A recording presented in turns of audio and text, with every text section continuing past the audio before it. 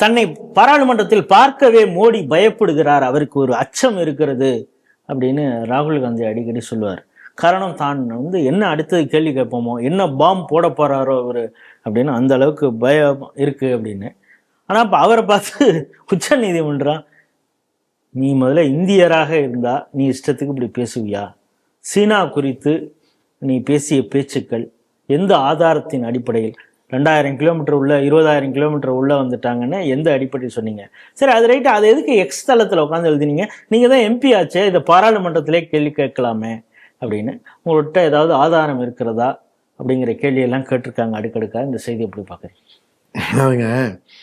என்னை பார்த்து, என்னுடைய கேள்வியை பார்த்து மோடி பயப்படுகிறார் அதானே சொன்னீங்க. ஒரு குழந்தை ரொம்ப வருஷம் பேசாமல் இருந்தான். ஒரு 3 வயசு 5 வயசு வரைக்கும் அந்த குழந்தை பேசாமையாக இருந்துதான். சொந்தக்காரங்க, பெற்றவங்க, பங்காளி எல்லாருமே இந்த குழந்தை எப்போ பேசும் அப்படின்னு ஆவலோடு இருந்தாங்களாம்.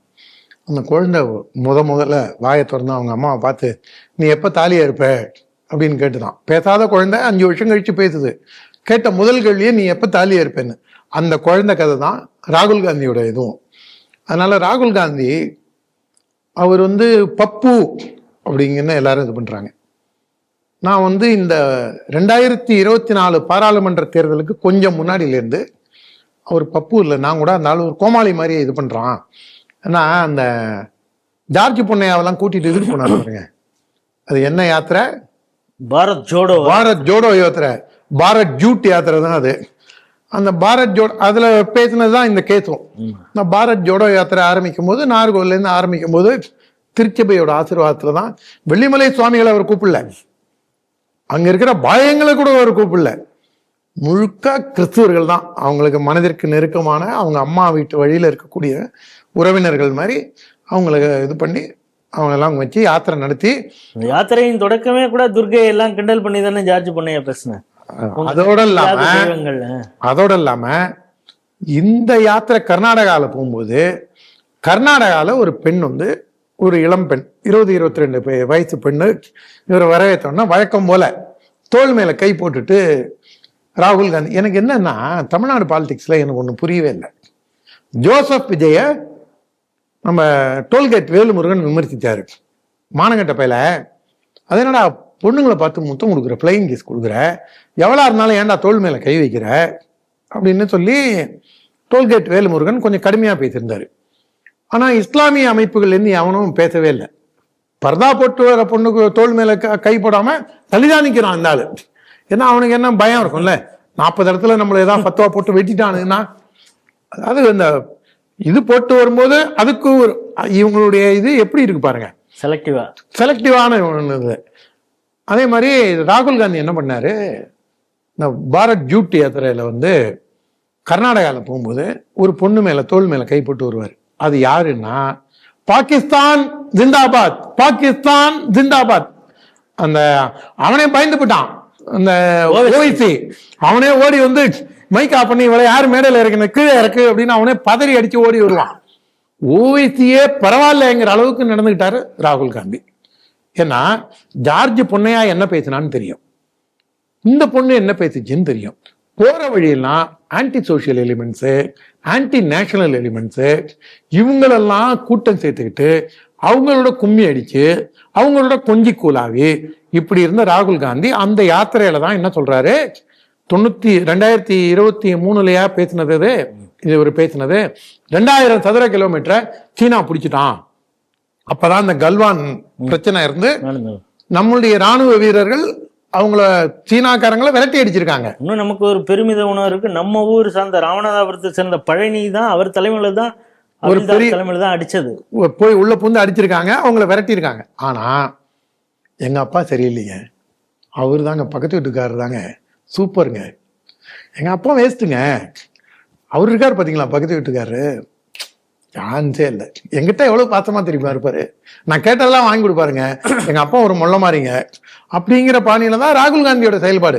சீனா சூப்பர், பாகிஸ்தான் சூப்பர், வங்கதேசம் அருமை, இந்தியா மோசம், மகா மோசம், கேவலம், ஆனா நாங்க தான் சுதந்திரம் வாங்கி கொடுத்தோம் தெரியுமா அப்படிங்கிற அளவுல தான் இவருடைய பேச்சு. இது பதவி வெறி. நான் வந்து இந்த ரிசல்ட் வர அன்னைக்கு தினமலர்ல பேச கூப்பிட்டாங்க 2024. காங்கிரஸோட ஆளும் இருந்த போது நான் சொன்னேன், அவங்கெல்லாம் கொஞ்சம் கண்ணியமானவங்க, உண்மையிலேயே ஒரு அப்பழுக்கற்ற தேசபக்தர், ஒரு இளைஞன் வக்கீல் வந்திருந்தார். சொன்னேன், இது இவர் வந்து அடிப்படையில நாற்காலி மோகத்துல தான் இந்த ஆள் பேசுறான்.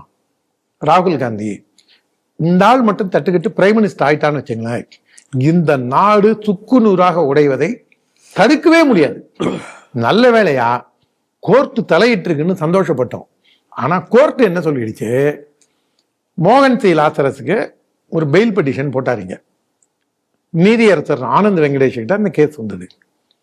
மொத்த மேட்டுப்பாளையத்துல போய் ஆனந்த் வெங்கடேஷை டேமேஜ் பண்ணிட்டான் ஒரு வழக்குல. அதை மனசுல வச்சுக்கிட்டோ என்னமோ தெரியல, இது வேற ஒரு கேஸ் இவர்கிட்ட வருது. மோகன் சி லாசரஸ் வந்து வேப்ப மரத்தை கும்பிடுறோமா, வேப்ப மரம், துளசி செடி, நதி, மாடு இதெல்லாம் கும்பிட்றவங்களாம் மனுஷனே கிடையாது அப்படின்னு ஒரு மத பிரசங்க கூட்டத்தில் கேவலமாக பேசினதை வச்சு ஒரு ஆள் கேஸ் போடுறான். அதுக்கு அவர் என்ன சொல்றாரு, நீ இது பேசினது தப்பு, இது பேசினது தப்பு, நீ இது வந்து பக்குவம் இல்லாமல் பேசிட்ட, நீ மதவெறியை தூண்டுற, நீ வந்து உன் மதவெறியை காமிக்கிற, நீ பண்பட்ட ஆளாக இருக்கணும்னு நினைக்கிற அப்படின்னு அதெல்லாம் சொல்லிட்டே வரவர். கடைசியில் நாம கூட அந்த ஜட்ஜ்மெண்ட்டை படித்து பார்த்தோம்னா, சூப்பர், மோகன் சி லாசரஸை ரிமாண்ட் பண்ணுன்னு சொல்ல போறாரு அப்படின்னு நம்ம நினைச்சோம்னா, நான் தயவு செஞ்சு நினைச்சேங்க, யாரும் தப்பா எடுத்துக்காதீங்க, நான் நீதிபதிக்கும் உள்நோக்கம் கற்பிக்கல, நீதிக்கும் உள்நோக்கம் கற்பிக்கல, நடந்ததை I am pudding presenting you the fact before you. எல்லாம் இவனை வந்து கன்விக்ட் பண்ண போறாரு அப்படின்னு நினைச்ச போது, நீ வணங்கும் இயேசு அவர் வந்து அனைவரையும் ஒரு கண்ணத்தை அறைந்தால் மறுகண்ணத்தை காட்டு என்று சொல்லக்கூடிய இயேசு பிரான் உன்னையும் மன்னிக்கட்டும், நீ அவரிடம் மன்னிப்பு கேள் அப்படின்னு முடிச்சிருவாரு. இந்த ஜட்ஜு, நீ இந்தியன் தானா, எந்த இந்தியனாவது இப்படி பேசுவானா, ரெஸ்பான்சிபிலிட்டியா நீ பேசுறியா, நீ அங்க போய் பார்த்தியா, உனக்கு தெரியுமா, எதனால இப்படி பேசுற, எல்லாம் கல்லையும் கேட்டானு. சூப்பர், நீ அஃபிடவிட் ஃபைல் பண்ணு, அரசாங்கத்துக்கு நோட்டீஸ் இஷ்யூ பண்ணு, அதனால உனக்கு இந்த கேஸை ஸ்குவாஷ் பண்ண முடியாது. லோயர் கோர்ட்ல போய் கான்பூர்ல, லக்னோலயே கான்பூர்லயே போடப்பட்ட கேஸு, அந்த கேஸை ஸ்குவாஷ் பண்ணோம்னா அந்த ஆள் அலகாபாத், இப்ப அது என்ன ஒரு இது, அந்த அலகாபாத் இது பிரயாக்ராஜ், அந்த கோர்ட்ல போய் இதுக்கு அப்பீலுக்கு போறாரு, ஸ்குவாஷுக்கு ராகுல் காந்தி போறாரு. அங்க ஸ்குவாஷ் பண்ணலன்னு தான் சுப்ரீம் கோர்ட்டுக்கு வராரு. அதனால நீ வந்து இந்த ட்ரையல் கோர்ட்டுக்கே போ அப்படின்னு சொல்லிடுவாருன்னு நினைச்சா, இதுக்கு ஜட்ஜு வந்து ஸ்டே கொடுக்குறாரு. அதை நாம போய் அந்த நீதியை நம்ம விமர்சிக்க கூடாது. நாம நீதி அரசருடைய தீர்ப்பை ஒரு அரசனுடைய தீர்ப்பாவே நம்ம ஏற்றுப்போம். ஆனால் என்ன காரணங்கிறது காலப்போக்கில் நீதி அரசர்கள் மக்களுக்கு விளக்குவாங்க, இல்லைன்னா புரிய வரும். ஆனா என்ன சொல்றாங்க, இதுல வந்து இவருடைய சிட்டிசன்ஷிப்ல இருந்து பல்வேறு விஷயங்களை கொஸ்டின் பண்றாங்க.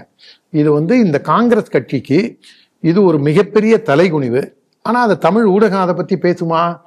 இதே அண்ணாமலை வேணாங்க, நான் ஏதாவது ஒரு கேஸ்ல மாட்டியிருந்தேன்னா விடிய விடிய விடிய இந்த பயலெல்லாம் விவாதிப்பானுங்க, பிளாஷ் நியூஸ் போடுவாங்க, இதை பத்தி ஒரு 4 நாள் ஒப்பாரி வைப்பாங்க. ஓபிஎஸ் நயினாருக்குள்ள நடந்த அந்த அறிக்கையை வச்சு 4 நாள் இந்த பயல ஒப்பாரி வச்சிருக்கானுங்க. வேற எந்த சப்ஜெக்டும் பேசல.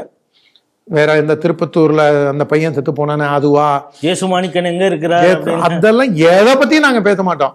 இல்ல சிஆர்பிஎஃப் வீரருக்கு இங்க பாதுகாப்பு இல்லையே, தமிழகத்தில் குற்றவாளிகளின் சொர்க்க பூமி ஆகிறதா அப்படின்னு விவாதம் வைப்பாங்களா? மாட்டாங்க.